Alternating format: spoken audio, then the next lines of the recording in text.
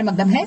बैनुल-अक़वामी यौम-ए-ख़्वातीन के मौके पर बेटी बचाओ बेटी पढ़ाओ अभियान की चेयरपर्सन रेखा शर्मा ने खिलाड़ियों से बातचीत करने के लिए राहुल द्रविड़ क्रिकेट एकेडमी पुंछ का दौरा किया और खिलाड़ियों और इंतजामिया के साथ बातचीत की।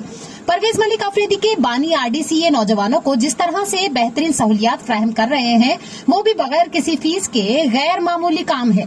परवेज मलिक अफरीदी ने उन्हें गुलदस्ता और शील्ड पेश की। उन्होंने खिलाड़ियों के साथ उनके मुस्तकबिल की कोशिशों के लिए मेहरबान अल्फाज और अज़म पर उनका शुक्रिया अदा किया। उनके अलावा वहां एजाज मलिक, मुख्तार लोन, मंजूर लोन, सज्जाद राथर, चौधरी इमरान अहमद, सैयद तलत वसीम, इमरान अहमद, जावेद इकबाल और इमरान अहमद जोगन मौजूद थे। आगे देखिए हमारे नुमाइंदा जहांगीर अहमद की ये रिपोर्ट।